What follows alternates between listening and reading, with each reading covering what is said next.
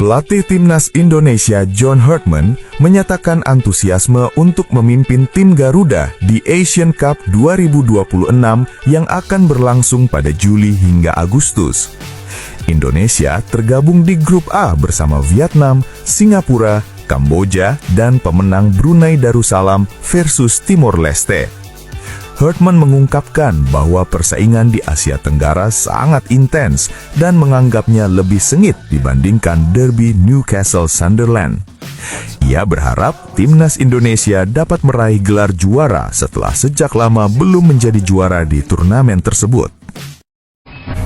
Pulang kampungnya para diaspora ke Liga Super Indonesia tak diduga jadi berkah. Berkah bagi Timnas Indonesia dalam menatap ajang yang selama ini jadi hantu penasaran, Piala AFF 2026.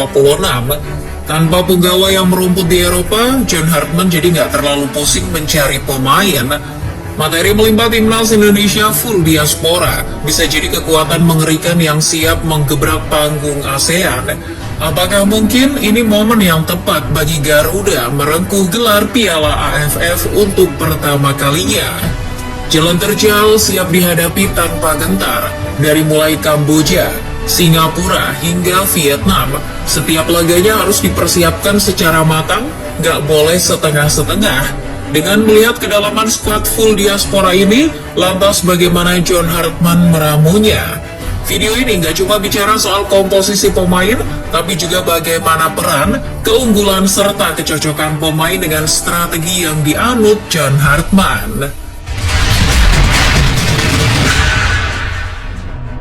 Meski tanpa Martin Paes dan Emil Audero, gak jadi masalah bagi Hartman untuk memiliki kiper andalan, sebab di posisi ini ada pemain baru yang dibeli Persija, Cyrus Margono. Kiper 21 tahun itu gak kalah berpengalaman di level Eropa. Kiper yang sempat menimba ilmu di Akademi Inter Milan ini juga sempat jadi kiper klub Yunani Panathinaikos B. Lalu sejago apa Margono? Ia adalah tipe kiper yang fisikal. Tingginya menjulang 1,91 meter, jangkauan bolanya sangat bagus.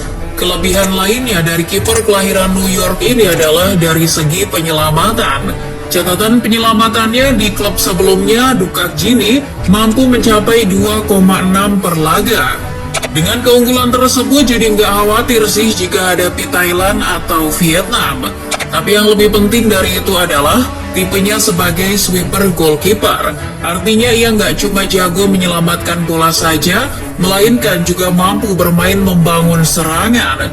Sebab itulah tipe kiper yang digemari oleh Hartman. Catatan akurasi umpannya mencapai 86% di Dukak Jini. Bahkan nih, ia sempat ciptakan assist loh di Dukak Jini. Sebagai pelapis ada kiper Persib Bandung, Teja Pakualam. Meski masih ada nama-nama langganan seperti Hernando Ari atau Nadeo, Hartman juga perlu memperhatikan sepak terjang mantan kiper Sriwijaya FC ini. Meski bertubuh mungil, tapi jangan tanya soal menjaga gawang dari kebobolan. Penampilannya musim ini di Maung Bandung sungguh mengerikan. Persib sementara jadi tim dengan catatan kebobolan paling sedikit musim ini dengan 11 gol hingga pekan ke-20.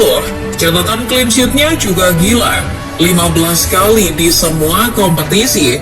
Saking ngerinya, Teja bahkan menyingkirkan kiper didikan Akademi West Bromwich Albion, Adam Bersibek. Menggunakan format 3 back, Hartman akan membentuk trio solid. Meski tanpa Jay Itzes maupun Justin Hubner, Hartman gak akan terlalu khawatir, sebab ia punya trio lain yang gak kalah mengerikan. Trio bek tengah Rizky Ridho, Jordi Amat, dan Dion Marks akan saling melengkapi dengan keunggulannya masing-masing. Rizky Ridho akan menempati pos bek tengah sebelah kanan, posisi yang sering ia tempati di timnas era Opa STY. Keunggulannya gak usah diragukan lagi lah ya. Publik juga sudah percaya banget kualitas bek Persija di posisi tersebut. Apalagi ia akan ditemani partnernya di Persija, Jordi Amat.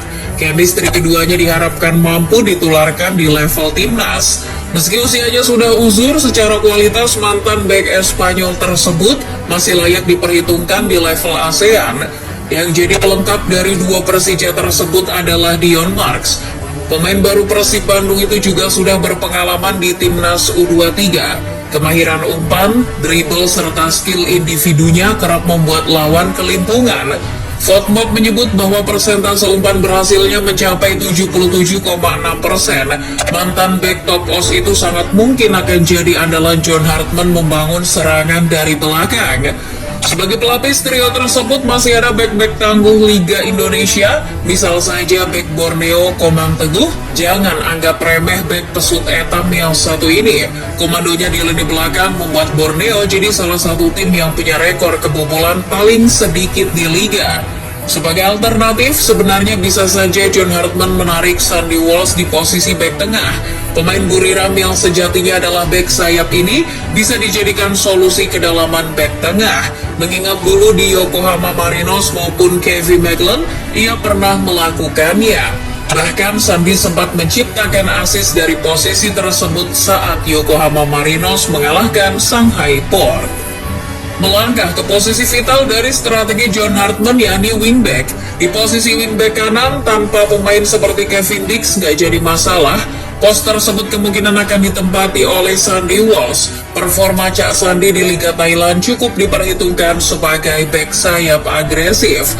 Penetrasi serta umpan akuratnya sering merepotkan back lawan. Produktivitasnya juga patut untuk diandalkan. Golnya saat Buriram menghancurkan Cebu di ASEAN Club Championship.